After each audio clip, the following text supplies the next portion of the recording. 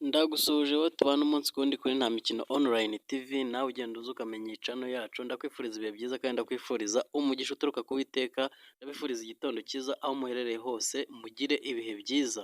Kuri microphone n'ubundi tugarutse mu makuru ya cryptocurrency cyangwa se digital currency by'umwihariko Pi Network. Pi Network amakuru uyu munsi ari kugaragara cyangwa se turebye uko ibintu bihagaze, ni uko ibintu bigezaho uyu mushinga ugeze ahantu buri muntu uwo ari wese wawumenye yatangira kwicara agatuza, agashyira ubwenge ku gihe n'ubwonko ku gihe, ubundi akabasha gusobanukirwa neza yitonze ubundi buzima agiye kwinjiramo.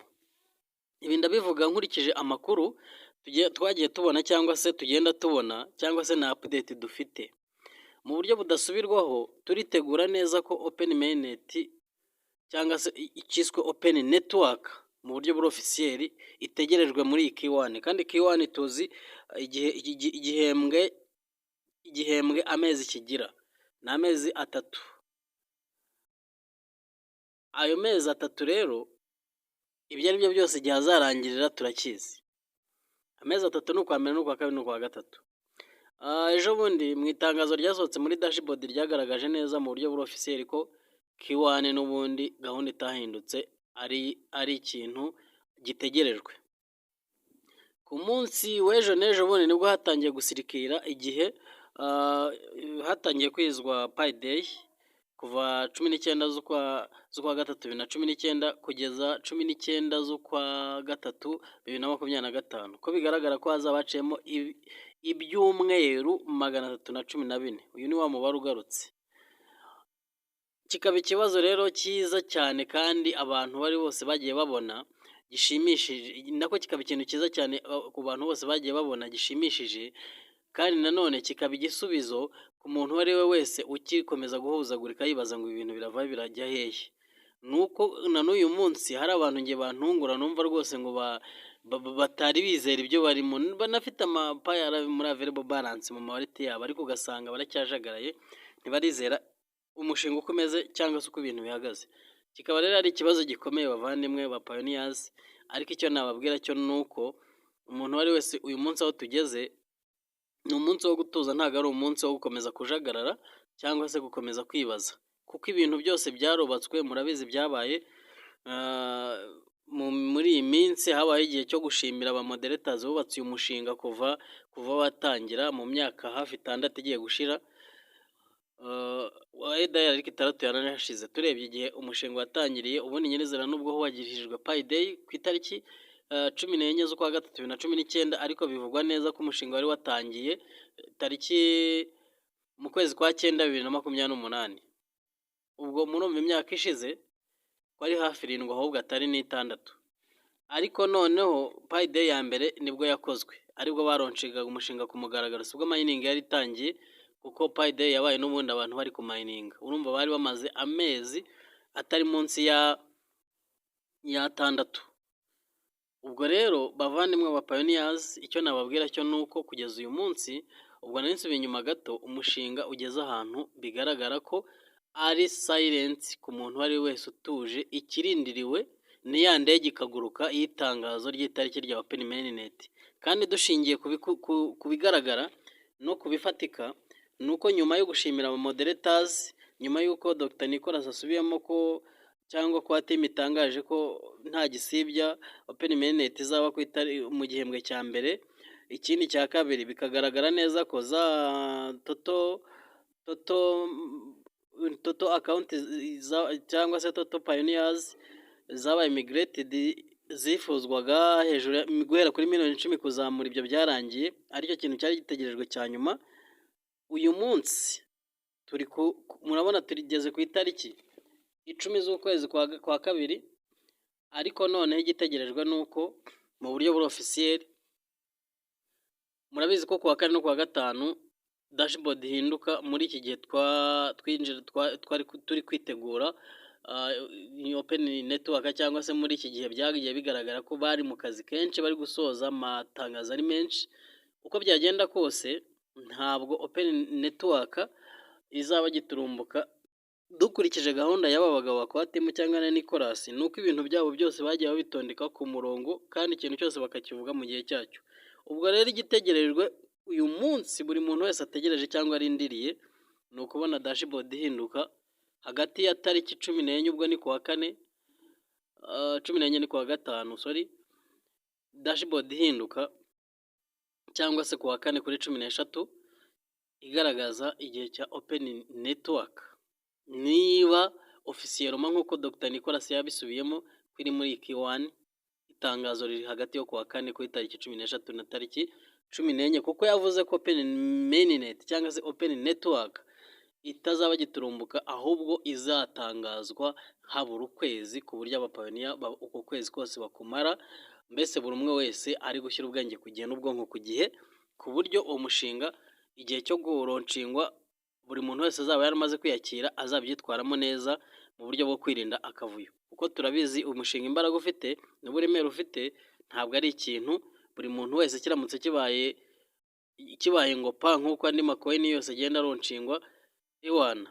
Hari na benshi barwara ihahamuka cyangwa se barwara imitima, ugasanga biteje ikibazo, ugasanga ya makoini bamayininze aho kuyarya ahubwo ababereye ikishi.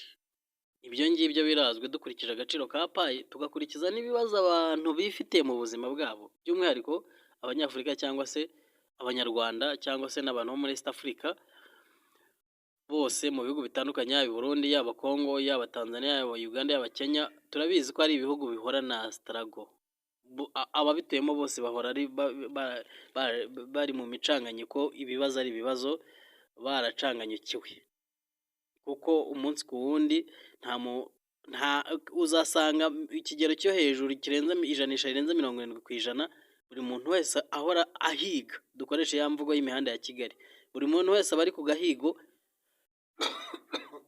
nta muntu n'umwe ubura aho atuje atekanye mu byo akora. Ariyo mpamvu rero bigaragara neza ko uyu mushinga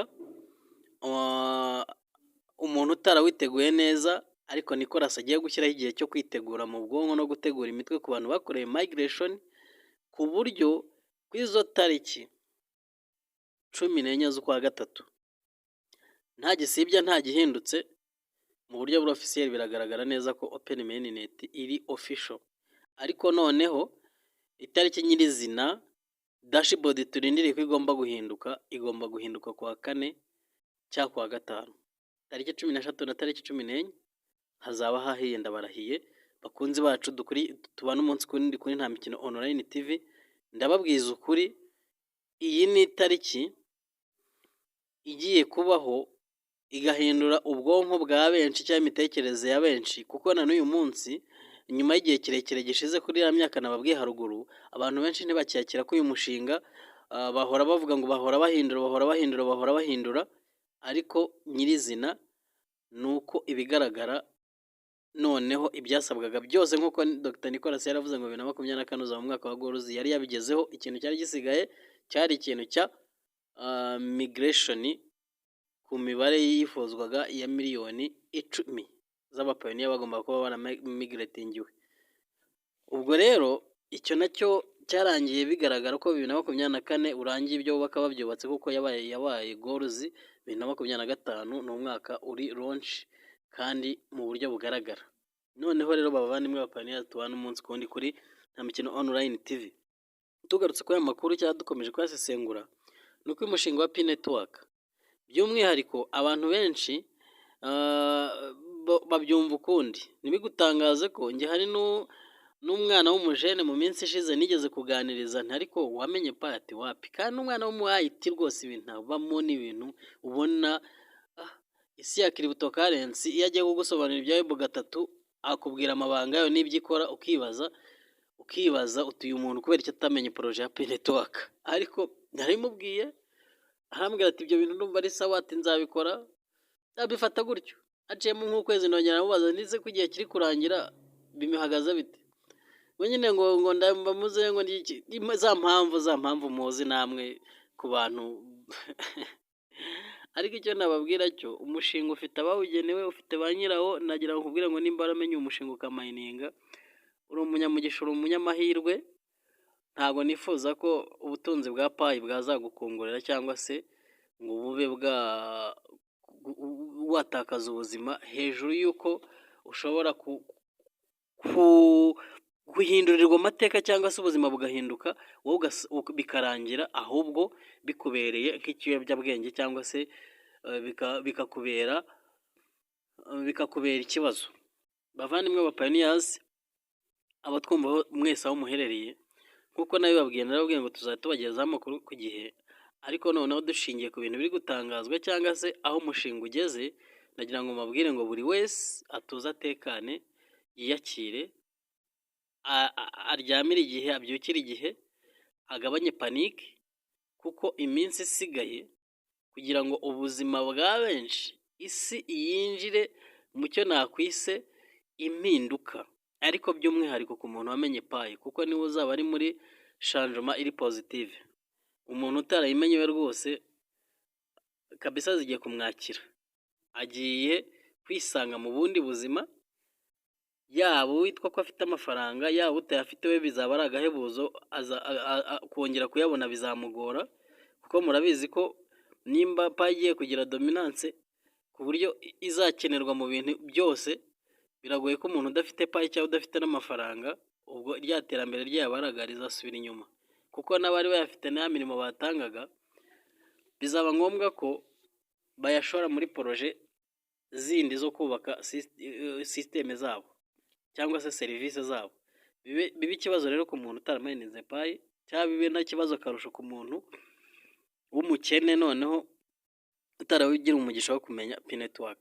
Bakunzi bacu, bavandimwe tubana umunsi kuri Nta Mikino Online TV, nagira ngo mbabwire ngo nk'uko twababwiye tuzajya tubagerezaho amakuru ku gihe, ariko uyu munsi bibaye ngombwa ko turebye uburyo ama exchange ari kwitegura, tukareba uburyo amasoko yose ari ama application 80 ari update gutangira gukora, tukareba ibyasabwaga byose byerekeranye n'ama account, immigration, KYC n'ibindi, ibyo byose ibigaragara, tukareba n'uburyo aba moderators bashoje akazi, systeme bamaze kuyubaka byarangiye, ikirindiro ari ugukuramo password gusa, ubundi bagashyiraho external connection, systeme bakayishyira hanze. Ni ibintu bishimishije mwa bantu mwe. Gusa nanone umuntu wamenye payi cyangwa afite payi, amenye ko ubwo buriya gukira biragora n'ubuzima burahinduka, uko wari ubaye hose kuzabaho kameme ntibisanzwe.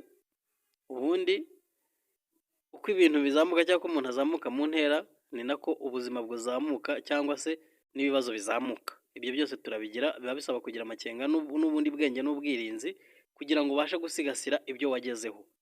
Bakunzi bacu, tubana umunsi kundi kuri Nta Mikino Online TV, nimba ari ubwa mbere tubanye cyangwa nimba dusanzwe tubana utarakanda subscribe, ukore subscribe, urayikinga, sharing, commenting, biradufasha cyane, bari inyunganizi nziza utanze. Gira ibihe byiza kandi ugira amahoro, Imana ikurinde.